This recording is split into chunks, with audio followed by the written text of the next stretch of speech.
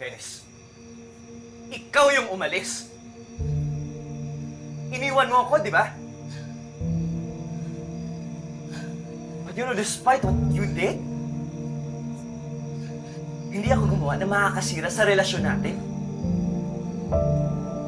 Because I knew you'd come back. And I've always been loyal to you. At hindi kita ipagpapalit kahit kanino.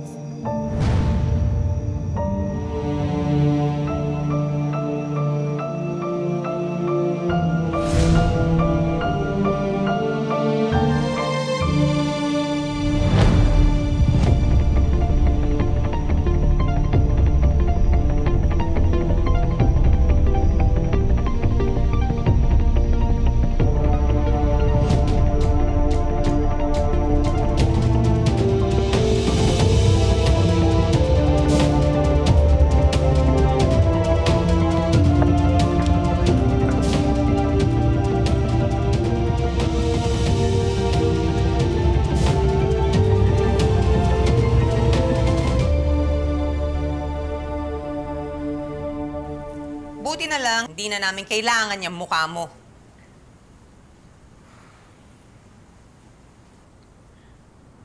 Tita, please. Dennis shouldn't have hurt Tata.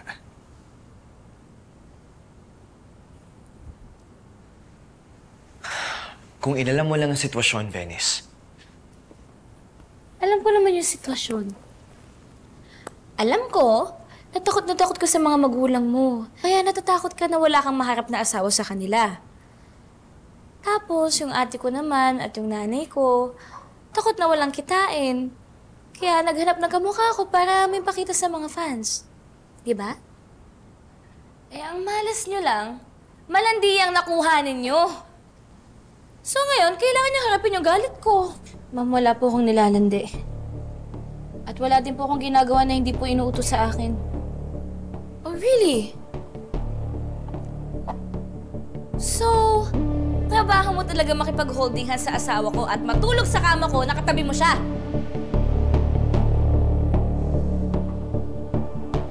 Ma'am, lumaki man po akong mahirap. Pero pinalaki po ako ng nanay ko na marangal. Kaya ko po kayo tingnan sa mga mata ninyo at sabihin ko na wala po nangyari sa amin ni Sir Francis. Wala ko ginihimong amalain. Wala po kong intensyon na manira po ng relasyon ng mag-asawa. Hoy! Tama na nga yan! Venice, wag kang mamabasta na parang wala kang tinatag.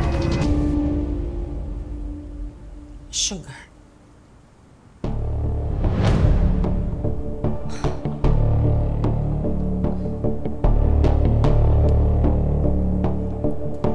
Anong ibig mong sabihin may tinatago?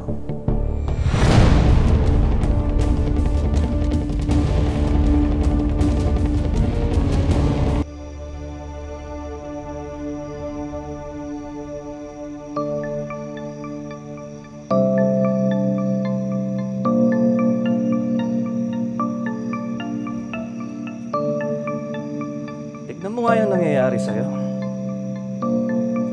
Alam mo, kasalanan mo rin naman lahat ng ito eh. Pero mo, iniwan na nga ni Venice si Francis para makasama ka, pero nakuha mo pa rin mga babae.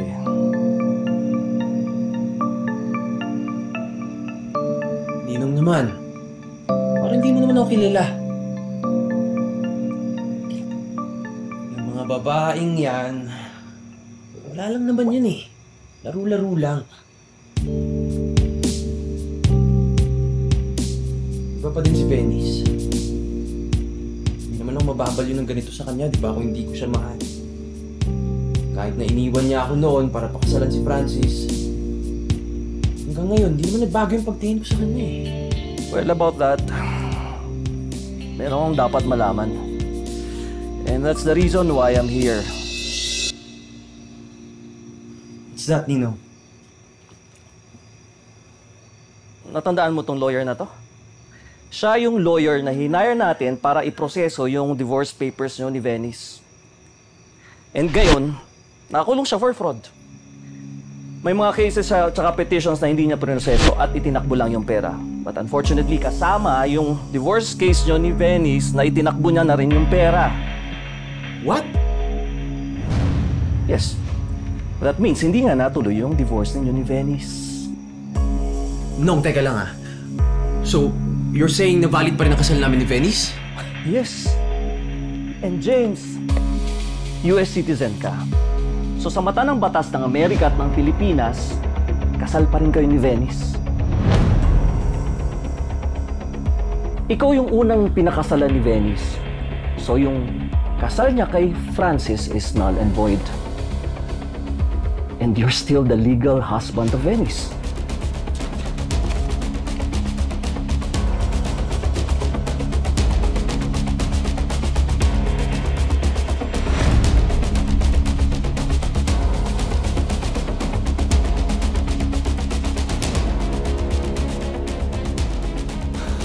Wow, Ninong, I can't believe this.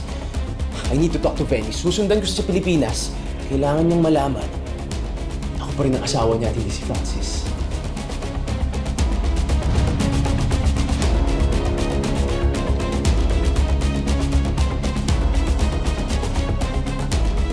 Ninong, thank you. You're the best. Basta ayusin mo yan. Baka tinuwa na. Huwag mong sabihin may tinatago.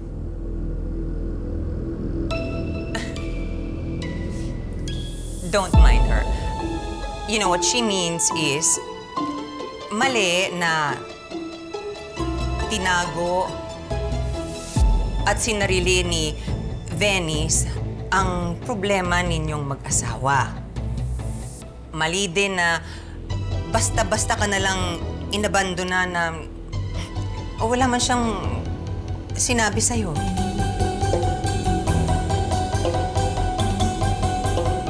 Just get rid of her para wala nang gulo. Fine. Magmula ngayon, wala na tayong kontrata, Tata.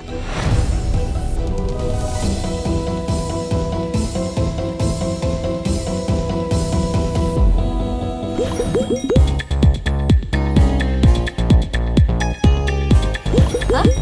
Parang kumalat yung tinta ng ballpen dyan sa pirma. Nga. Venice, gusto kong lutuin mo ulit yung batchoy sa buko na ginawa mo ng party. We decided na isama to sa main menu officially. Pero baka mahirapan ako na i-replicate yung lasa kasi nagmamadali ako ng party. Ay, di ba recipe ng lola mo to? Marcelo, anong ginaubra mo sa balay ko? Lakpas ka na! Sa pinag-usapan nating petsa! Artista to, di ba? Uunahin ko to. Tapos, ito naman, bago kita tapusin. Malinaw! Oo, Marcelo.